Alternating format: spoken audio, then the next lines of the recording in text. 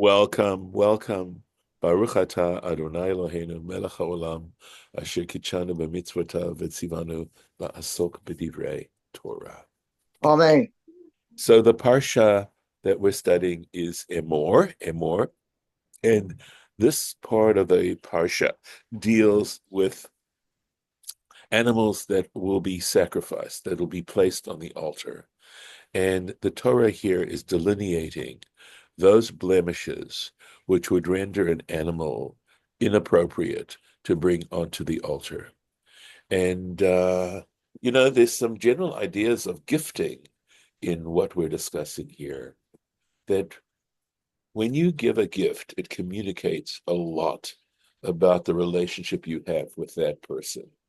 Um, One of the things that I learned from my wife is that the art of gifting is to give a gift that the person wants, that you're giving the gift to, not what you want to give the person. That is part of the art of decent or good gifting. So here God is telling the Jewish people what he would expect of them if they're going to offer up a sacrifice. And of course, again, giving somebody something that you just happen to come across, or that you got on a sale, etc. Not that that's a terrible thing, but quite honestly, you still want to give the best you can. And I would say that if it's so, for example, if it's blemished or something like that, you should let a person know about that. And those sorts of things. But here, there are certain blemishes that are okay, and other blemishes that are not okay. And that's what this is talking about, essentially the ones that are not okay. I suspect that one could go deeper into the nature of these blemishes and what they might signify. That there clearly, I think, is greater symbolism involved. But at any rate, right now, it's just a matter of seeing what they are. So, umauch. This is if the testes of the animal, if it's a male animal, if they are bruised, v'chatut, and if they are crushed, v'natuk, if they are torn, v'charut, and if they are cut. And Rashi will explain the difference between these words because they actually represent two pairs. Lo takrivu lashem. You shall not present it to God. Uva lo ta'asu, and in your land you shall not do it. So this raises, of course, some curiosity in the fact that it says, and in your land you shall not do such a thing. After all, you're not supposed to, excuse me, you're not supposed to bring sacrifices anywhere else except ultimately at the temple. And so why one would need that last statement here to tell you that you shouldn't do this in your land specifically, which might imply that outside your land it's okay. Uh, it couldn't possibly mean that. So let's take a look at the Rashis. Umauch, right? Mauch, v'katut v'natuk, v'natuk v'karut. So it says babeitzim, referring either in the testes or bagid, or the male organ. That's this. These blemishes are ones that occur there. So ma'uch, beitzav ma'uchin beyad. So the point about this, I'll just move this up just a teeny bit if I can, that it's beitzav. Literally, it means it's eggs, but it's referring to the testes, right? They are crushed by hand, right? Katut, a machteshet, for example, is a mortar, right? So katushim yoter, they're pounded, they're crushed more, they're more in a state of having been crushed. Mimauch, yoter mimauch, they're more crushed than mauch, okay, right? Now, and quite possibly that they're done with some kind of instrument. Natuk, tlushin beyad, they've been removed by hand. They've been Ad shenifsaku chutim hatluyim bahen, to a point where those threads, literally chutim, right? So sinews, possibly, shetluyim bahen, by which they are suspended. Aval nitunim heim betoch hakis. They still remain within the, literally kis means pocket. It's referring to the scrotum. In other words, they haven't been totally removed, but they're still there. V'hakis lo nitlash, but the scrotum has not been detached. V'charut, and that's the other pair, right? And the part of the pair, krutin bliki, and again they have been cut off with an instrument, v'odan bikis, but they still are within the scrotum. So the point about this is we would do a kal v'chomer. I'm pretty certain that an animal where its organs have been removed entirely would definitely not be, uh, acceptable if we're talking about one where essentially they are no longer functional or they've been damaged in such a way. If it's damaged, it wouldn't be acceptable on the altar. Then for sure, if they were removed entirely, they certainly would be unacceptable on the altar. So going on, Rashi's discussing these words. They're unusual, and so he's spending a little more time doing that. Uma'uch targumor. So he says the Aramaic here, v'di maris, right? It says, and that which is crushed. Zehu l'shono ba'aramit, right? That is the way it's termed in Aramaic, lashon katisha, right? It has the connotation of katisha, meaning pounded. V'chatut, and on the other hand, the word chatut, targumo, v'di resis. He says the Aramaic translation is that which is broken, right? Broken into small pieces. And he says, Kamo, and he quotes a verse from Amos, right? Habayit hagadol resisim. And here's the translation here from the Amos 6:11. For the Lord has given the command, and he will smash the great house that's Habayit hagadol resisim into pieces. Bekiyot dakot, right? So it means, a bekia could be a crack, right? Small cracks, then cracks. And likewise in the tractate Shabbat, page 80b, kane merusas, a cracked reed, a split reed. Uva atzachem. So now he's going to comment on this phrase, uva atzachem lo tasu. You shouldn't do this practice in your land. Davar zeh, right? This matter, the sares shum behema v'chaya, that is to castrate any domestic animal or wild animal, v'afilu tme'ah, and even if it's not a pure animal, right? Even if it's a pig, right, or something like that, an animal, the idea of castrating it. Lachach, and for this reason, excuse me, ne'emar ba'artzachim, the word in your land is used. Lerabot, to include kol asher ba'artzachim, in other words, anything that is in your land.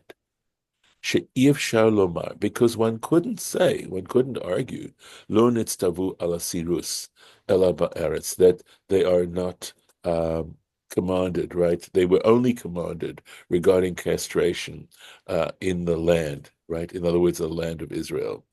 Shahare, and here's the point. Even though it says in your land it means to practice on any animal at all, right? And not only in your land, but in the practice of castration at all. Shahare sirus chovat haguf. Because when it comes to the issue of castration, chovat haguf means it's an obligation on the body, right? So we have commandments that, for example, involve tithing the produce of the land, and those are mitzvot. Those are commandments that are dependent on the land itself, and consequently, they are dependent on being in the land of Israel. But when it comes to obligations that are personal obligations or that involve the body, uh, Chovat Hagufu, it's a mitzvah that involves the body. V'chol Chovat Haguf, and any personal obligation, one that involves one's personal body, right? Or a body.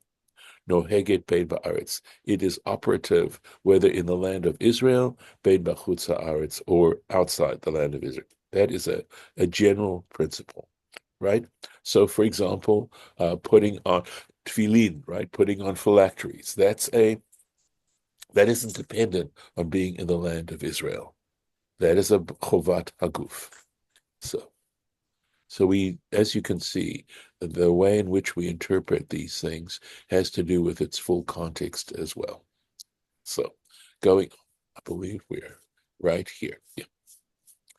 Umiyad ben Nechar, and from the hand, literally, of a stranger, meaning a non-Jew, lo takruvi et lechet Elohechem mikol ele. In other words, if I believe what it's saying is that if a non-Jew wishes to offer a sacrifice, we'll see what Rashi says, right? You should not, nevertheless, you should not offer up a sacrifice. The lechem Elohechem, literally the bread of your God, but it means the food. Mikol ele, from any of these, in other words, any of these previous listed defective animals. Ki moshchatam pahem, right? Because they are mutilated, their mutilation is within them. Mum bam, they have a defect. Lo yeratzu, they will not be accepted lachem, on your behalf. So let's take a look at what Rashi says here. Umiyad ben nechar. So here it is, right? Literally from a stranger, from a non-Jew. Nochri shehevi korban. Here we go. A non-Jew who brings an offering, biyad kohen, to a priest, lahakrivo lashamayim. So obviously his intentions are good, right? He is there. He's not a Jew. He's not an Israelite, but nevertheless he wants to offer up a sacrifice to God, right? So he's brought it to the priest to offer it up, lashamayim, lahakrivo lashamayim, to offer it up to heaven. Lo takrivu lo balmum.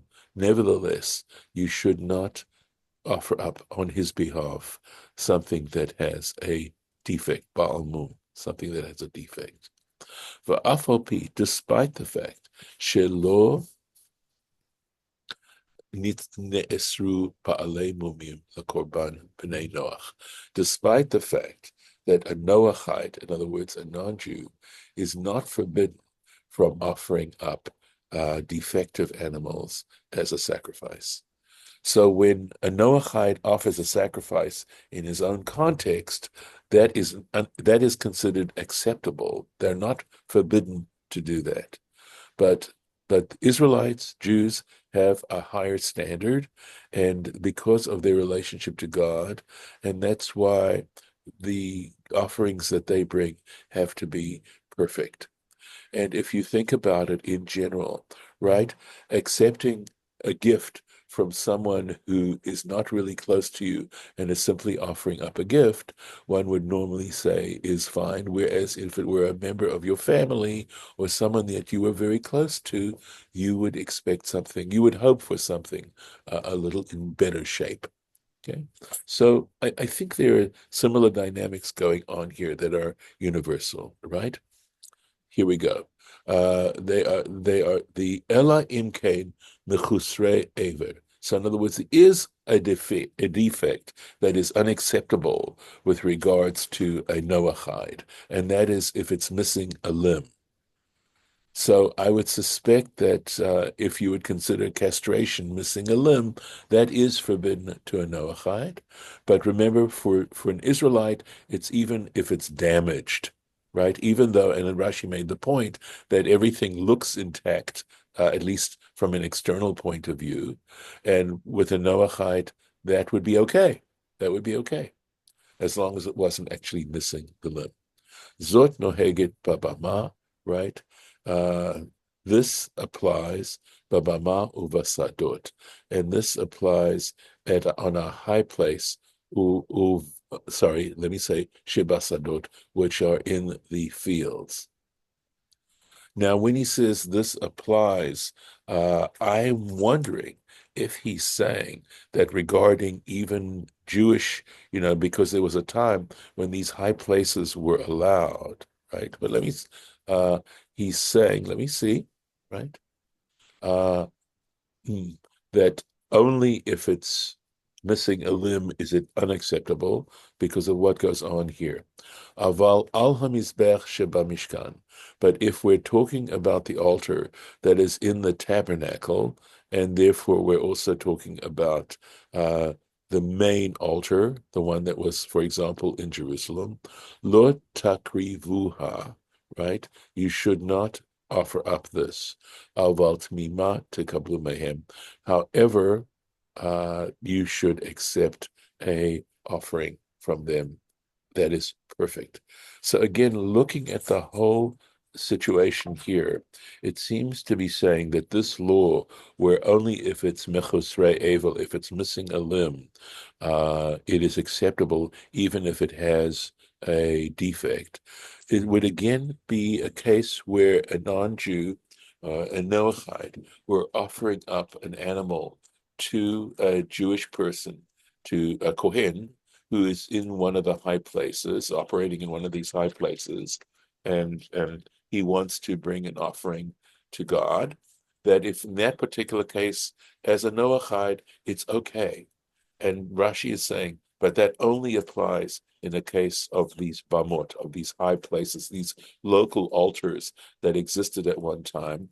Once the temple was built in Jerusalem, those high places were forbidden. They became forbidden.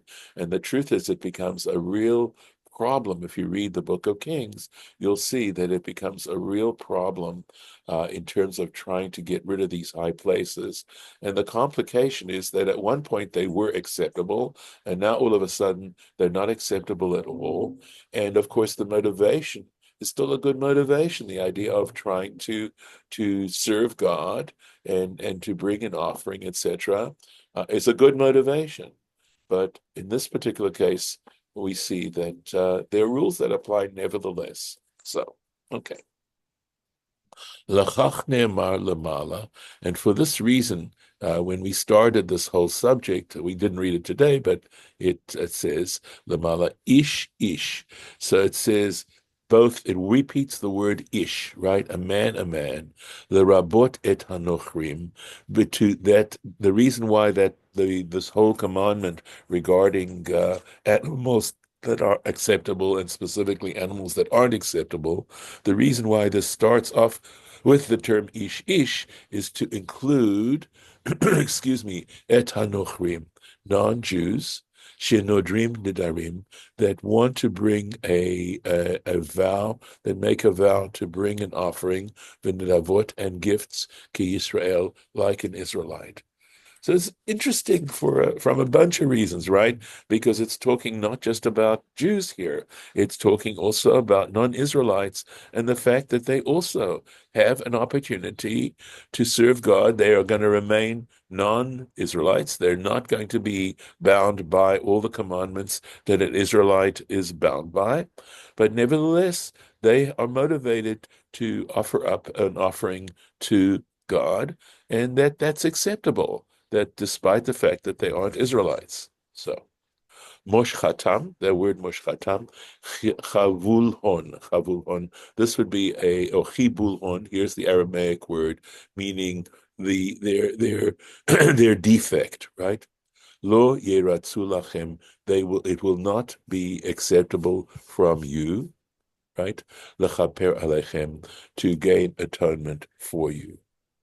So we know very often we know that one of the purposes of the sanctuary and the opportunity to bring sacrifices was as a kapara, as an atonement, as an act of atonement. And even now, and I knew one person in particular at one point who, when they wanted to offer an apology to a person, they often would bring them a gift of some kind to try and emphasize the fact that they truly felt sorry for what they had done wrong. This person never did anything that was terribly wrong to begin with. This was a very sensitive person, but it was interesting that she also felt that that was an appropriate thing to do, and I think she felt it instinctively, or she'd learned it from her parents. So now let's go on. On to another. We're going to stop here. Actually, it's a very good place for us to stop. And we are going to begin a section that is read at every holiday. There is a part from Parshat Emor that is read that actually starts right here. And that's in this place here. And with God's help, we will meet again and go on with this particular section. So I'm going to stop the share and thank you all. Does anybody want to share anything for the record before I stop? Yeah, anybody? Yeah, I do. Okay, Uh, Harlan. I was wondering that if a person has a defect like a leopard or a defect of his sexual organs are crushed or something, Yeah. could he bring an animal to Okay. God when he has a defect? Okay. So the answer is this whole section starts with defects to Kohanim. That in fact, so if a Kohen, excuse me, has that defect, that their sexual organs are damaged, etc., they are not allowed to offer up sacrifices. Ah, However, they are entitled to the perks that Kohanim are entitled to. It's just that they can't be up there on the altar. And I think partly is the reason that, people unfortunately find to some extent entertaining, if I can use that word here in this context, things like that. We know about people gawking at accidents and things like that. And we don't want people saying about this Kohen, look at that Kohen, even though he has these problems, he's up there offering up sacrifices. So the idea of trying to make it as near perfect as one can is out there. So yes, but if an Israelite has these problems, they can still bring the animal because it's the Kohen who actually offers up the sacrifice itself. ah, Yeah. okay. But like I said, even those Kohanim who, while they themselves cannot make the offering, nevertheless are not excluded from the benefits that a priest gets for bringing offerings. So his family could still eat the Yeah. food, Yes, right. Or sacrifice or food. he could, in a case where only the priests themselves and not their families could partake. Yes, he could partake. How about the Israelites? Could they eat and sacrifice food? In the case of a Todah, I don't see any reason why they wouldn't. I'm not aware that they would not. That's a And certainly if a priest, let's put it this way, if a priest who is mutilated can eat of sacrificial food, for Mhm. sure an Israelite would be able to eat from sacrificial food because that is that they're entitled to eat that part which Israelites are entitled to eat of sacrificial food. Uh, because the Kohanim are forbidden from bringing offerings if they're mutilated, whereas Israelites are not forbidden from bringing offerings if they're mutilated. So again, one could draw that conclusion from what is in the Torah itself. And with this, I will end the recording.